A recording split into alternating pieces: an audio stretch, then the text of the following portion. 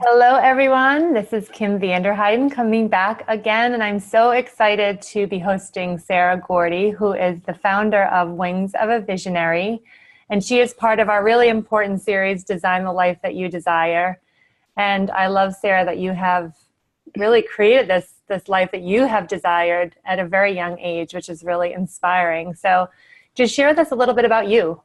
Yeah, first of all, thank you, Kim, for putting this together. I feel it's so important that we talk about these kind of things and really share our stories and empower women and inspire women and tell them that they can literally be and do and create anything they want in life. So I'm excited to be a part of this. Thank you. Yeah, so my story, I was born and raised in Germany, and I actually went to law school because I felt like this was the one thing that I needed to do, was supposed to do, but things just didn't work out for me. And when I was at a very low point in my life, I realized, okay, I had to do something differently. And I've always wanted to live in the US. I've always had this thing. I couldn't explain it, but it was like a pull. It just pulled.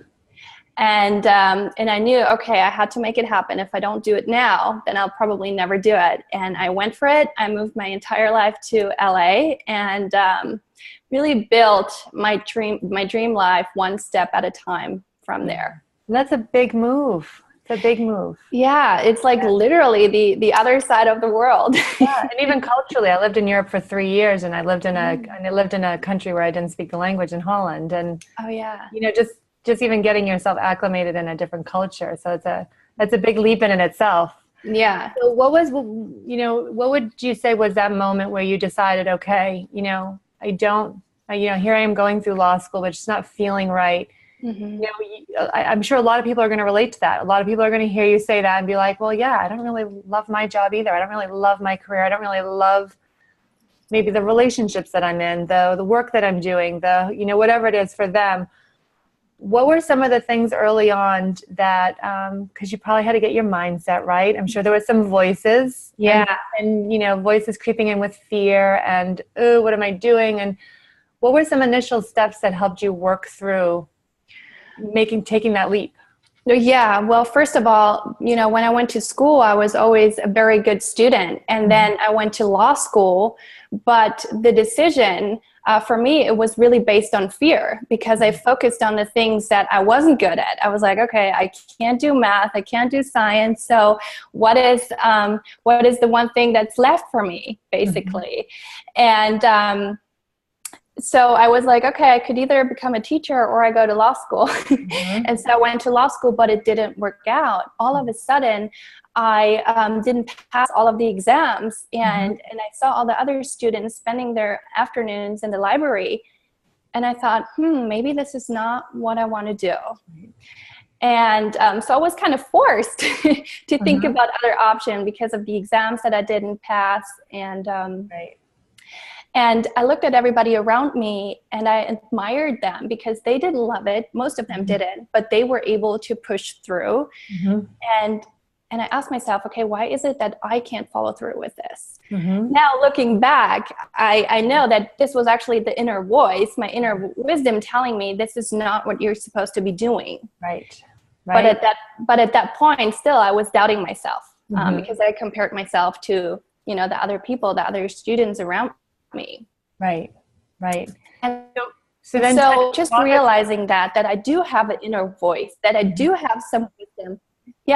That I do have wisdom, and that things that I felt like I should do or was supposed to do, that's not because I wanted to do it, but maybe because other people around me thought that was the right thing for me to do. Right. So how did you get on the path that you're on now? Because you're now doing So that was definitely the first step.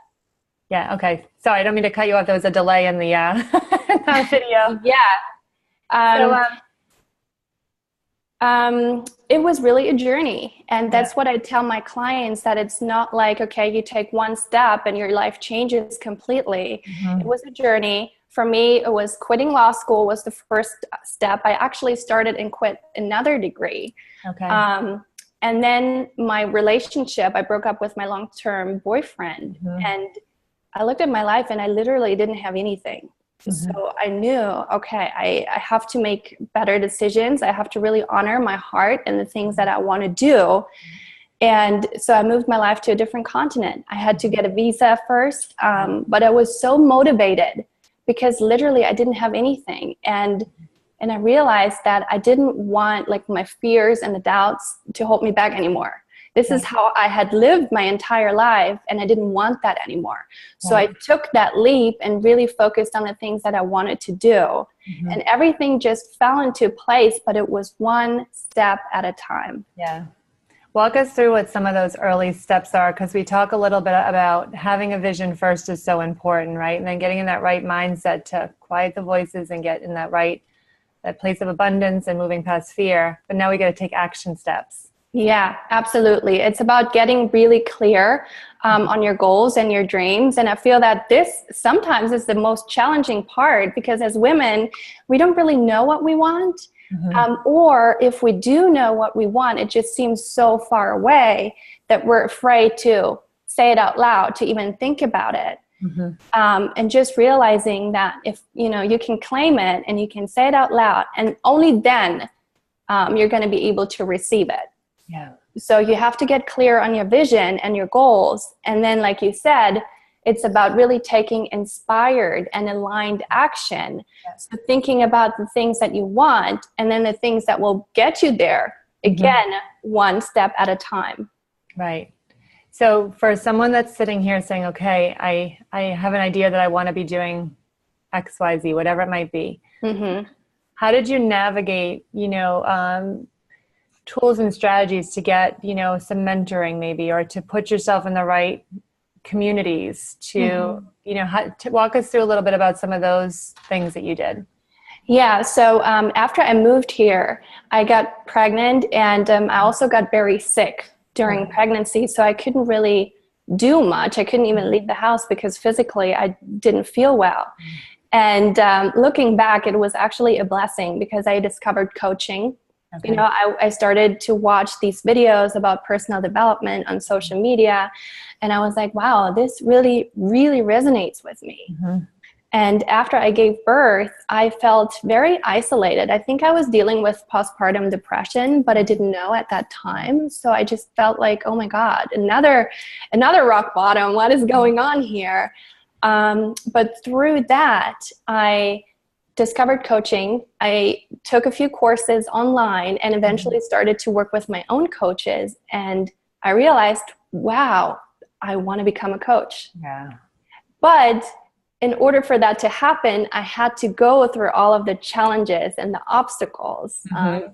So sometimes, when you're going through something, it's actually a blessing, even if you don't know it at that moment. Right. Well, and I'm sure the blessing that you had these sort of signs and directions for you to kind of navigate and move, but you have a new baby, you're a new mom. Yeah. Right? You're in a different country as being a new mom. And now you've got this passion, desire, and it sounds like you found a little bit of your purpose and fulfillment, like, wow, this feels like my home. Absolutely. But I'm sure that you to continue to move forward, I mean, that's amazing. That's awesome, right? Because I'm sure there were days where you're like, oh, this is so. What were some of the other things? So, again, maybe like some advice that you would give someone that's in that space that, really kind of knows where they want to go now. There could be a lot of hurdles to jump over to make this happen, right? Because sometimes when things get a little hard, it could be like, well, you know what? I guess I'll stay in this safe job. I'll get this paycheck and just maybe in 5 years, maybe in 10 years. But you weren't saying, okay, I'm going to go take a safe spot and do this. You were like, no, I've caught a vision. So it wasn't all smooth sailing, I'm sure. No, not at all. I always say, like, these last 4 years, they were the most amazing of my life, but also the most challenging at the same time. Yeah. And I think, again, focusing on your vision and what your why is, like why you want that. Right. And especially if you come from a place of service where you want to serve other people, where then it's not only so much about yourself and your own life, it's about other people's lives and how you can support them. That what really pulled me and still does. Every once in a while I'll have a day where I don't feel like amazing, or where there's a challenge or an obstacle coming up. But if I focus on all of the amazing clients that I'm working with, when I focus on the amazing connections and the communities that and people that I've met through my work as a coach, that just lights me up and inspires me so much to just keep going. Right. I love that. I love it. One of the key things, and I've heard this before, is, when you can make it about them, make it about the other person rather. And I think a lot of times when we have the voices in our head about fear or what are people going to think, that's when we're making it about ourselves rather than, what gifts can we give to others and what impact can we make on others. Absolutely. And there's an amazing quote, I think it's by John Roger, and he said, it's foolish not to win in your own fantasies. So when it comes to your dreams and the life that you want to build, make it positive. Yeah. Because why worry about the future if you don't even know if that's going to happen? Yeah. I mean, you never know what's going to happen, but you might as well just think about all the positive things that can happen. Absolutely. Yeah. So that's an amazing, amazing piece of advice to sort of leave it there. So just so grateful, Sarah, that you could be part of this series. And, I know people are going to be inspired, and we really hope that all of you take that leap, right? You have nothing to lose. Draw that line in the sand, move forward. And I know, Sarah, you have a great gift that you want to offer out to our viewers today. So if you want to share that, that'd be great. Yeah, absolutely. Thank you. So I'm a transformational life coach, and I'm all inspiring people to really step into their own power and to work through the fears and the doubts. And I want to offer 2 60-minute clarity sessions to the first 2 women that reach out to me, because it's very important that you're ready. That you make the decision that you really want to move forward and that you want to change your life. And sometimes you have to act fast. Right. You can't wait for the right moment, because there's no such thing, really. And so the first 2 women that reach out to me, they will get a free session with me. All right, that is super generous. So take advantage.